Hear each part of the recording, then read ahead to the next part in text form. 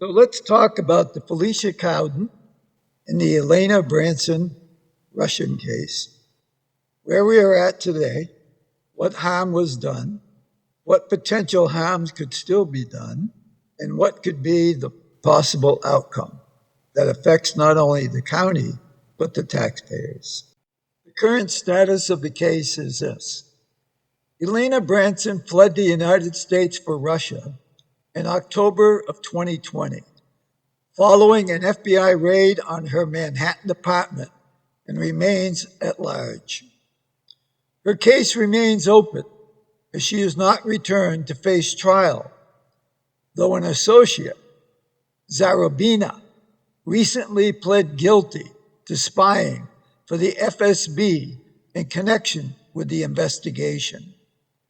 The FSB is the Federal Security Service of the Russian Federation, and it's Russia's principal security agency and the main successor to the Soviet-era KGB. The question is, who was Elena Branson? Elena Branson is a dual U.S.-Russian citizen, charged in March of 2022 with acting as an unregistered agent of the Russian government in the United States. She founded the Russian Center New York in 2012, which prosecutors described as a propaganda hub funded by Moscow to influence American policy and public opinion. Elena Branson faces 6 felony counts, including conspiracy to act as a foreign agent, visa fraud, and making false statements to the FBI.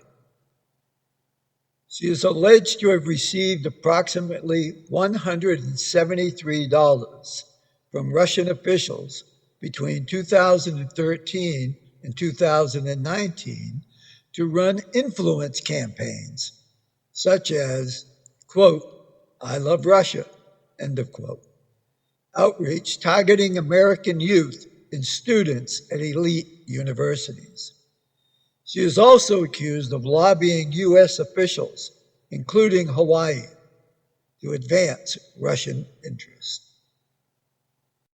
On December 17, 2018, Branson received a 31-minute phone call from a Russian diplomat, just 42 minutes before she first emailed Felicia Cowden regarding the renaming of Fort Elizabeth Park.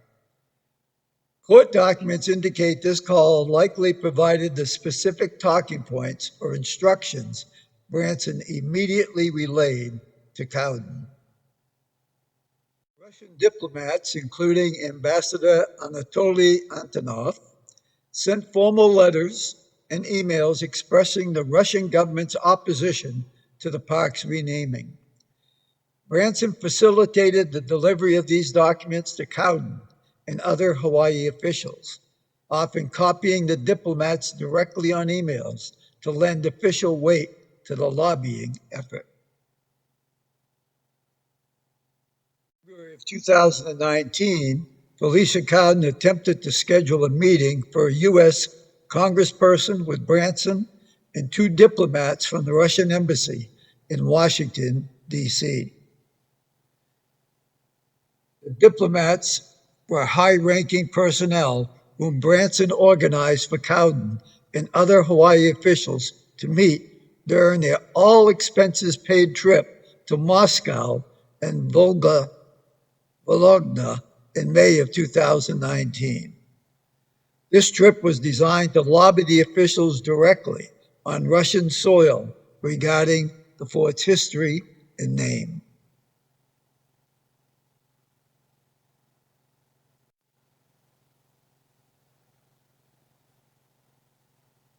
Elena Branson acted as the primary logistical architect for the May 2019 trip to Russia, managing the following elements. She coordinated the funding and expenses. This trip was an all-expenses-paid trip for the Hawaii delegates. Branson secured funding from Russian government sources to cover flights and accommodation, including Felicia Cowden's stay at a Moscow hotel where her address was listed as Russian Federation and grounds transport. Visa protocol coordination. Branson utilized her connections with the Russian embassy in Washington, D.C. to facilitate visa processing and arranging the high-level diplomatic meetings that form the core of the trip's agenda. Branson effectively bypassed standard U.S. government channels by organizing the group as cultural delegates rather than official government representatives, though Cowden's status as a council member was known to the Russian host. If apprehended and convicted, Elena Branson faces a maximum statutory sentence of 35 years in prison, based on 6 counts in the federal complaint. In addition to prison time, conviction would likely result in significant fines and the permanent loss of her U.S. citizenship, as she is a dual national.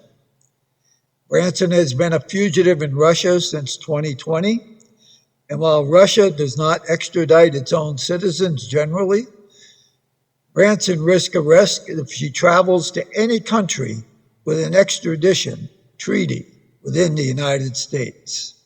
We fast forward in the case. Felicia received a slap on the wrist of a $500 fine, ethics fine. What I'm most concerned with moving into the election is the series of judgment failures that she entered into during this entire process for personal gain.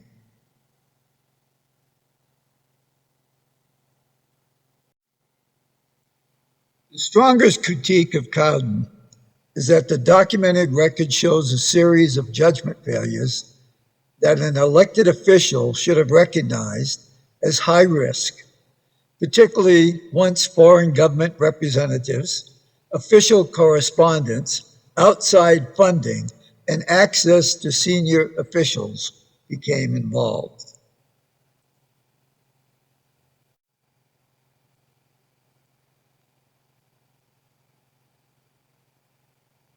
The principal poor judgment issues are these: failure to separate public office from private activity.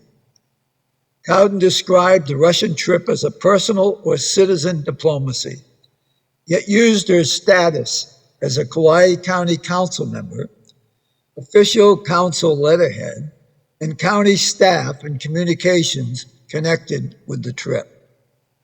The ethics matter ultimately resulted in her accepting responsibilities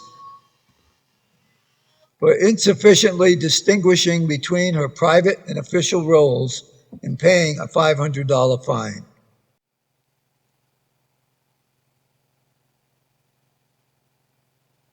Accepting an expense-paid foreign trip without adequate due diligence.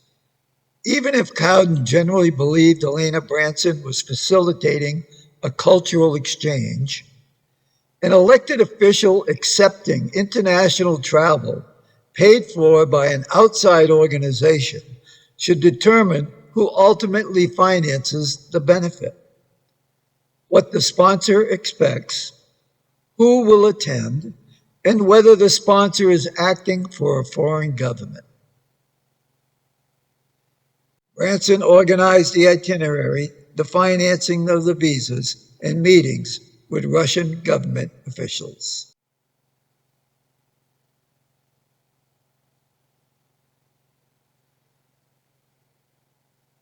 Failure to recognize escalating foreign government involvement. This did not remain an ordinary cultural invitation.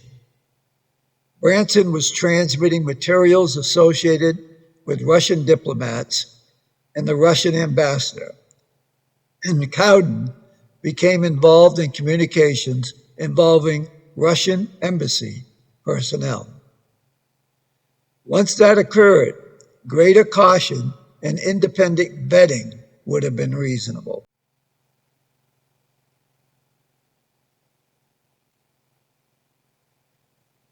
Another disturbing fact was Cowden attempting to bring additional U.S. officials into the relationship before resolving those concerns. The federal complaint material summarized indicates that Cowden sought to facilitate contact involving a member of Congress, Branson, and 2 Russian embassy diplomats. That increased the potential consequences of an error in judgment because Cowden was no longer exposing only herself.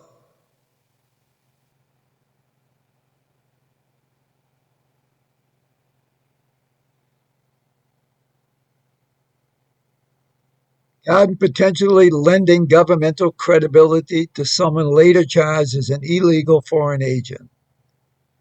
Branson's ability to reach American officials was inherently enhanced when a sitting U.S. elected official communicated with them on government letterhead. Even if Cowden had no knowledge of Branson's alleged criminal activity, her office gave Branson's initiative additional legitimacy. Cowden's failure to independently verify Branson's role in funding. Cowden reportedly relied in part on information Branson provided concerning the source of funding. Cowden later maintained she was unaware of Branson's unlawful activities and had been misled by appearances. For a public official, however, relying principally on representations made by the person offering the benefit is weak due diligence. Cowden's failure to recognize the conflict created by receiving a benefit while exercising official influence. An expense-paid trip does not automatically constitute a bribe. But once a public official accepts something valuable from an outside organization while also using her office to advance related communications and introductions, the appearance of influence problem becomes obvious. That should have triggered disclosure, ethics consultation, recusal where appropriate, or refusal of the benefit. Failure to appreciate the counterintelligence dimension. A local council member is not expected to be a counterintelligence expert. Nevertheless, directed communications involving foreign diplomats, foreign government correspondence, an expense-paid trip to Russia, meetings with government officials in Moscow, and attempts to involve American political figures should have caused an elected official to seek guidance from appropriate federal or state authorities before proceeding. Exposing other people to risks they did not necessarily understand, Cowden reportedly invited or communicated with people including Governor David Ige, Derek Kawakami, and other public officials, while Professor Peter Mills of the University of Hawaii actually participated in the trip and was later interviewed by the FBI.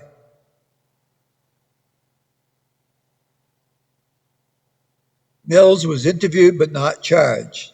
The judgment issue is therefore larger than Cowden's personal exposure. Her decisions potentially place colleagues, academics, government officials, and staff into a federal investigation they never anticipated.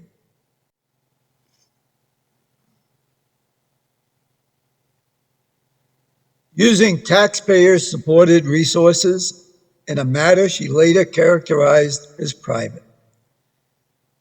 This is difficult to reconcile. If the activity was official, then governmental ethics, disclosure, and foreign contact safeguards should have been applied. If it was a private county, employees and official governmental resources should generally not have been used to facilitate it. The attempt to occupy both categories created the very ethics problem that resulted in Cowden's sanction.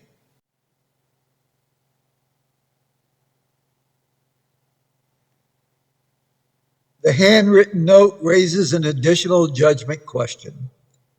The FBI recovered a note attributed to Felicia Cowden stating, and I quote, "I am not coming or communicating because I'm being watched," end of quote, along with, quote, "it is on the American side," end of quote.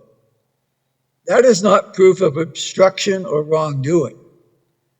But if Cowden had become sufficiently concerned to believe she was under American surveillance, the prudent response would have been to cease informal foreign contacts and seek legal or law enforcement guidance, not simply communicate her concern privately to Elena Branson.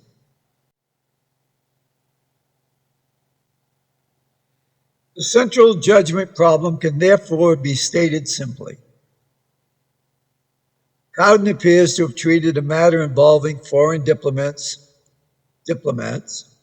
foreign funding, official governmental access, and international travel with the informality of a cultural exchange while simultaneously using the authority and resources of the elected office. By itself, it does not establish criminal contempt, but for someone entrusted with public office, it raises legitimate questions about vetting, risk recognition, boundaries between public and private conduct, protection of other officials, and susceptibility to sophisticated outside influence. And by her own admission, Felicia states she's naive.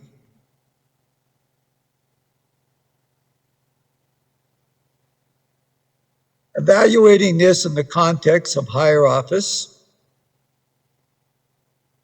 the relevant question is not merely if Elena Branson is caught, what will her side of the story be regarding Felicia? It is what did Felicia mean regarding her statement to Elena, "I think I am being watched."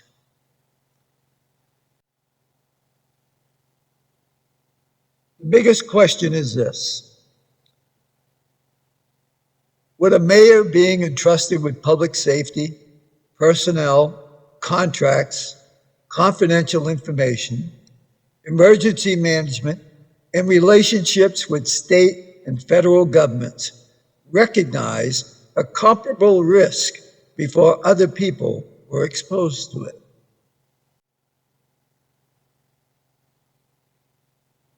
After all, she is admittedly naive and used poor judgment. The same pattern held true during COVID, when she held the position of chair of public safety. In that position, she failed to do the right thing to save lives by informing the residents of Kauai therapeutic cure alternatives to the COVID flu without taking the experimental bioweapon therapy.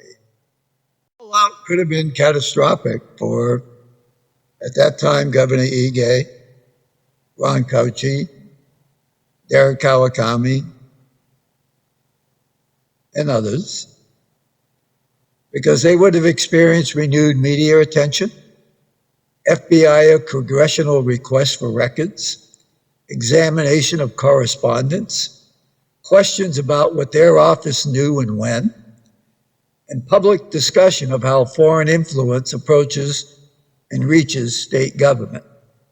University of Hawaii, Peter Mills, professor, would have received renewed, not necessarily prosecution, but renewed FBI interviews, subpoenas for emails, notes, travel records, and electronic communications, scrutiny of who paid which expenses, examination of meetings he attended in Russia, questions regarding what he heard from Branson or Russian officials, damage to professional or academic reputation, and questions about whether scholarly work was affected by foreign government access or funding. how it could have damaged Kauai County and its residents, the potential institutional harm through misuse of governmental credibility, taxpayer-supported staff resources, loss of public confidence, and possible costs associated with investigation and remediation.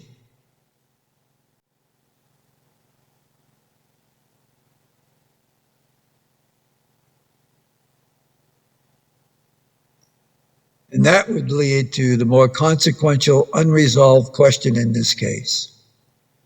If Branson were apprehended and supplied evidence showing Cowden actually knew who was directing and funding the operation and when she acquired that knowledge, the governmental legitimacy could have been extremely valuable to Elena Branson. If Branson wanted respected American public figures to attend a Russian-sponsored event, a sitting council member contacting the governor of Hawaii, a United States senator, congressional personnel, state officials, the Kauai mayor, and academics, which would be much more effective than Branson contacting them alone. The other question is why did Felicia Cowden use her address as the Russian Federation when she checked into the hotel? By Cowden getting a slap on the hand from the powers that be has surely made her compromised and controllable by others and susceptible to future foreign access. Had she been convicted, her potential maximum penalty could have been under 5 counts. Title 18, Section 951, 10 years and a federal fine. Title 18, Section 371, 5 years and a fine. FARA violations under Title 22, Section 618, 5 years and up to $10,000 in fines. Hawaii Revised Statute, Section 710 through 1040, up to 10 years. And Hawaii fine for a Class B felony is up to $25,000. So potentially 20 to 30 years in prison and $35,000 on up in fines.